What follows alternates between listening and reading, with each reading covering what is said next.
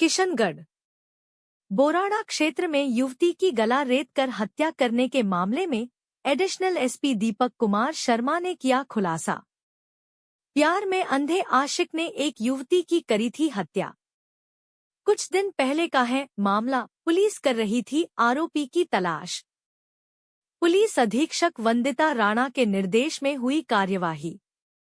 आरोपी की तलाश हेतु बोराड़ा, अराई, रूपनगढ़, बांदर सिंदरी, नसीराबाद सदर, गेगल, साइबर सेल, डीएसटी सहित विभिन्न थानों की पुलिस का रहा सहयोग।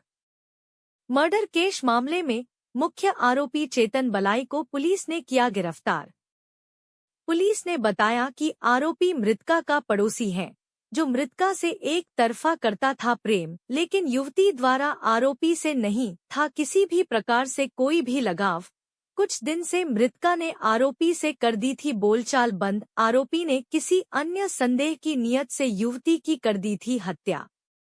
एडिशनल एसपी दीपक कुमार शर्मा ने किया पूरे मामले का खुलासा।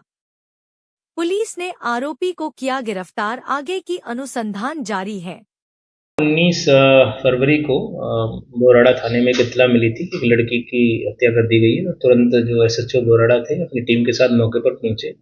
घटना की गंभीरता को देखते हुए एसपी साहब खुद घटनास्थल पर रात्रि में पहुंचे थे और हम लोग भी उनके साथ में घटनास्थल पर पहुंच गए थे। इसके अलावा जो वहां पे डॉग स्क्वाड है, एमओबी है, एफएसएल की टीम है, सभी को मौके पर तत्काल पहुंचे थे। घटनास्थल का सभी ने बारीकी से निरीक्षण किया और उसके तुरंत बाद एफआईआर भी दर्ज की गई। अगले दिन मृतका का पोस्टमार्टम भी करवाया गया। घटना की गंभीरता को देखते हुए माननीय उप मुख्यमंत्री महोदय श्री प्रेमचंद बैरवा जी भी उस गांव में पधारे थे और कल उन्होंने पहुंच के घटना के संबंध में त्वरित कार्रवाई करने की एक सभी को दिशा निर्देश दिए थे। इसी संबंध में हमने लगातार एसपी साहब के आदेश पर 5 टीमें बनाई थी, जिसमें कि हमने SHO Borada, SHO Roopangarh, SHO Arai, SHO Bandar Sindri, SHO Nasirabad सदर, एसएचओ गेगल, इसके अलावा जो हमारी डीएसटी की टीम थी और इसके अलावा हमारे जो साइबर सेल के लोग थे उनको भी हमने उसमें शामिल किया।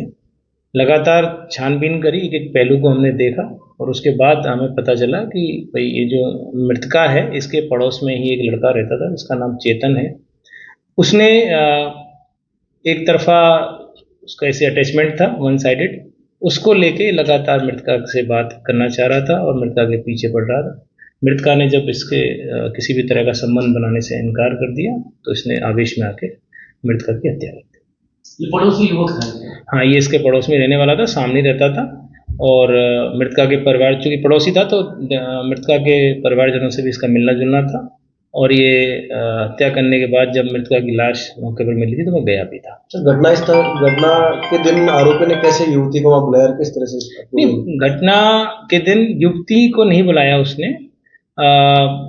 युवती अपने खेत पर ही थी और ये वहां पर घटना कारित करने के लिए गया था। किस हथियार से? अभी हथियार की हम बरामदगी कर रहे हैं, अभी हथियार की बरामदगी नहीं हुई है। अभी इससे कैसे अंदेशा हो कुछ?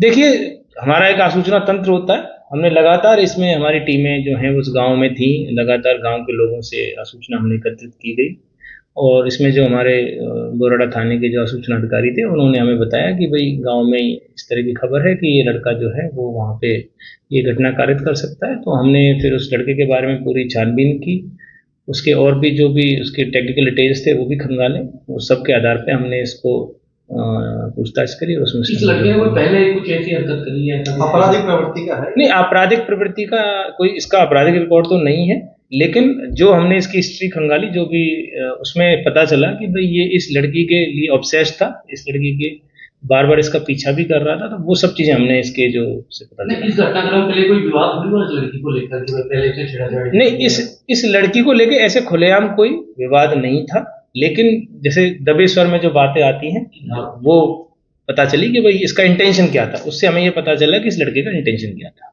लड़का विवाहित है? हाँ, लड़का विवाहित है, लड़की भी विवाहित है, दोनों ही विवाहित है। वो भी लड़की अपने पीयर में रह रही थी।